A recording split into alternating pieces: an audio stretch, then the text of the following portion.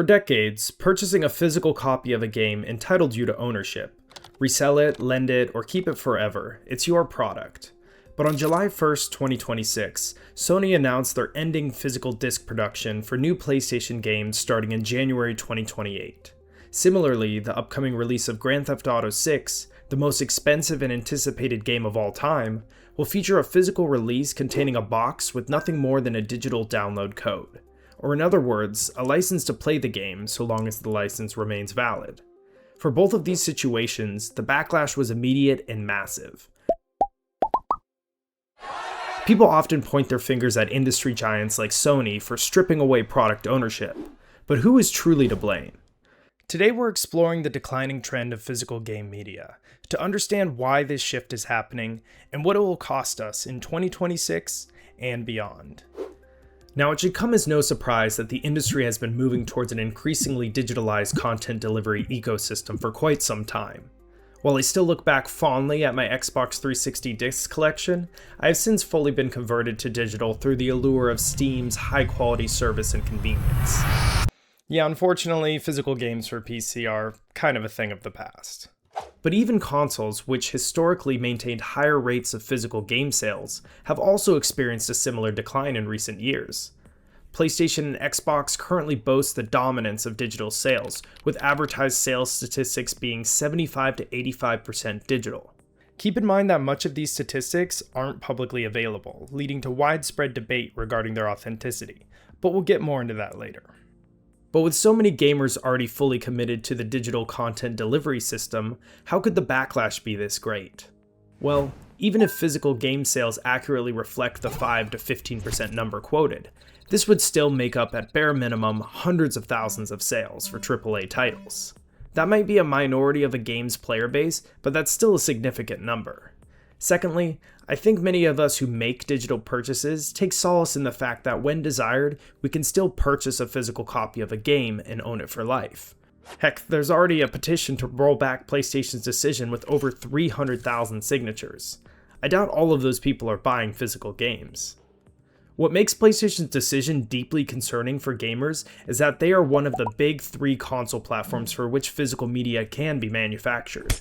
If they successfully demonstrate increases in profitability by eliminating physical games, there's nothing stopping Xbox or Nintendo from following suit. Well, maybe company values or personal pride in their products, but what's pride in comparison to meeting shareholders' equity? To understand why this shift might be happening, we need to look at the numbers.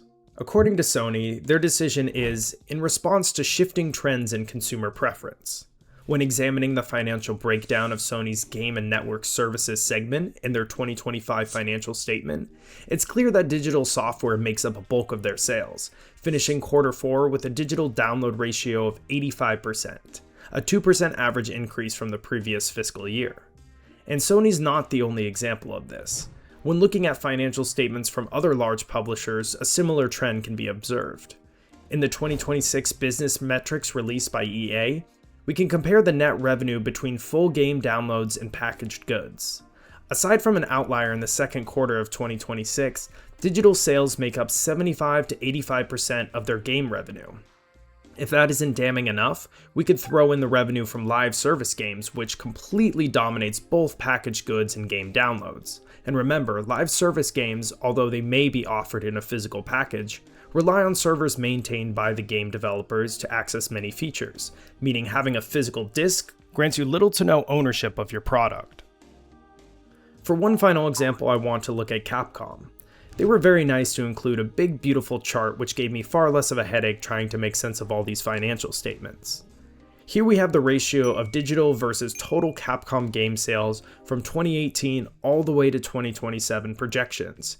They even included a nice little trend line.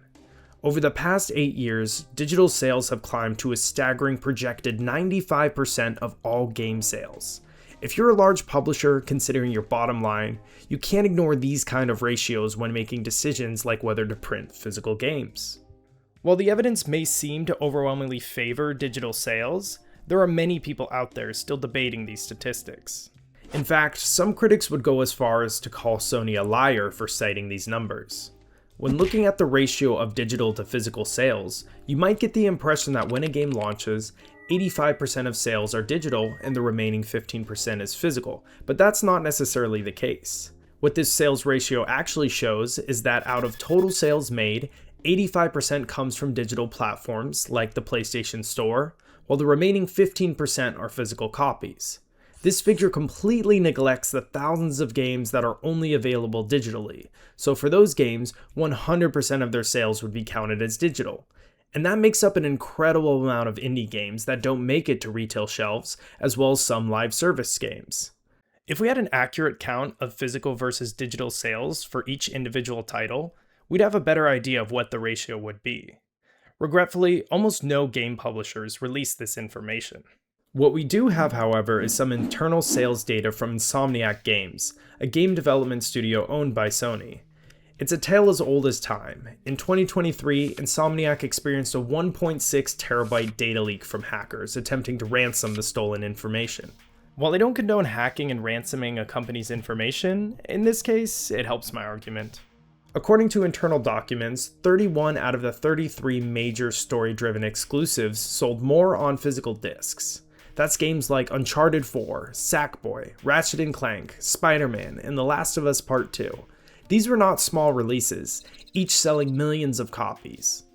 So we have sales data from a handful of games from hackers in 2023. Big deal, right?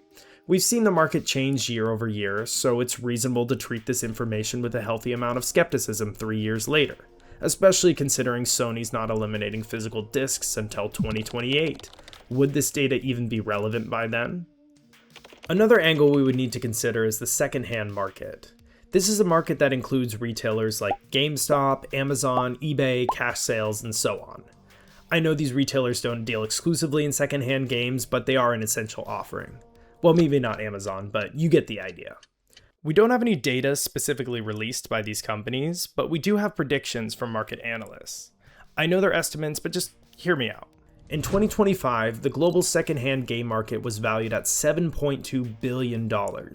In the United States, 38% of all video game transactions involved a pre-owned sale. Again, these are estimates, but when you have video games now pushing $70 or $80, or in GTA 6's case, $100 for the full version of the game, why wouldn't you buy a secondhand copy that's 50% cheaper? In contrast, buying a game digitally on the PlayStation Store means you're operating in a market where Sony has complete control over pricing. Interested in a 5-year-old game? Well, good luck, because if you want it digital, you're going to have to pay full price for that bad boy. Compare that now to the used market, where sellers have to actually compete on price. You will not find a 5-year-old game without at least a 40 to 75% discount off its original retail value. So we know a lot more people are buying physical media than these companies are letting on, but they aren't necessarily buying them directly from the publisher. For companies like Sony, secondhand sales work against their ability to sell directly to consumers at their higher prices. The more physical copies of a game floating around, the more competition their own digital stores have. When I first began researching this topic, I was under the impression that because physical game sales have been declining, companies were shifting towards digital publishing as a way to eliminate manufacturing and distribution costs involved with physical copies. While this may be true to an extent, it doesn't really give us the whole picture. Publishing a physical game involves 3 major costs: manufacturing and shipping, the licensing fee, and the retail store cut. These percentages can vary depending on the scale of the game, but they do roughly represent what publishers pay to put a physical game in stores. This means a $70 game published directly by PlayStation, eliminating the licensing fee, would yield $45 for the publisher. Now combine that with the fact that the physical copy can then be traded or resold, meaning a single sale of a game from PlayStation could account for multiple different players, who would have otherwise had to have purchased the game if it were exclusively digital. By eliminating physical copies, each player would need to individually purchase the game. That's 2, 3, 4, or maybe 5 times the revenue when compared to letting players hand around a single copy of a game. This level of control over their product is so powerful, in fact, it far outweighs the advantages of eliminating retail distribution. Take Grand Theft Auto 6 for example. Rockstar announced the physical copy of GTA will include a code in box, meaning you get a physical box with a digital download code inside to be redeemed once. Essentially, it's a digital copy with some plastic around it, untradeable, unresellable. You can still buy this box in stores, however, meaning Rockstar has to give retailers a cut of the profits, only their individual sales will be much higher because nobody is going to be able to share the game with each other unless they're using the same system. I know digital game sharing exists, but this will essentially eliminate Rockstar's secondhand market competition. And that's all they really need to do. Rockstar doesn't care about manufacturing costs of producing game boxes or retail fees. They know this is the most anticipated game of all time, and having it on shelves will only help their marketing efforts. Their only goal is to make sure everyone who plays their game purchases their own individual copy. To do this, all they have to do is get rid of the disc.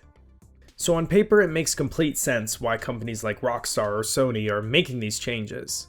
We have to remember we're dealing with publicly traded companies, so the choice that makes the greatest fiscal sense is often what comes to fruition. Of course, what's great for corporations isn't usually in the best interests of consumers. Without physical media, we are at the mercy of these companies. Sure, it's convenient having your library of games accessible wherever you go, but we've seen time and time again, due to license changes or studio shutdowns, your media can instantly be taken away from you. This cannot be better highlighted than with one of the worst timed license disputes imaginable. The week before PlayStation announced they would be doing away with physical discs, they sent out an email to all PlayStation account holders who had purchased a film or show belonging to Studio Canal. Hundreds of purchased films will be deleted from accounts with no refunds on September 1st, 2026. Imagine that. You get home from a long day of work, crack open a brewski, and sit down to watch Terminator 2. Only to find cobwebs collecting in your video library. I'll be back. This is no longer just a scary thought. It's the reality we're living in. We felt the pressure of digital marketplaces for some time, but now finally a major company has taken off the mask and said, hey, we're not going to play ball anymore. If you want our games, you gotta buy them from us at the price we say. If you can't afford it, subscribe to PlayStation Plus. Even the backlash companies are receiving from this is inconsequential. Even if the 300,000 petitioners boycotted PlayStation games completely, which I find highly unlikely, the profits associated with eliminating the secondhand market will far outweigh the dip in sales from a small portion of their player base. A lot of people are jumping on the bandwagon of hating on Sony for this. Even Domino's had something to say. And I agree, what they're doing is anti-consumer, but I'm not entirely sure that this is a financial mistake. Whatever the actual ratio of physical versus digital game purchases is, PlayStation has decided it's not enough to continue making discs. There will always be groups of people holding on to physical media, but in 2026, that ship has sailed. Physical game sales are never going to return to the levels they were in previous decades. That type of media is just not practical for most people, and companies understand this. In a world that values convenience, the consumer majority rewards the companies that simultaneously strip away ownership of their games. We can fight and try and maintain our ownership, but it looks to be a losing battle. It's only a matter of time before physical games for consoles are a relic of the past. This is how you share your games on PS4.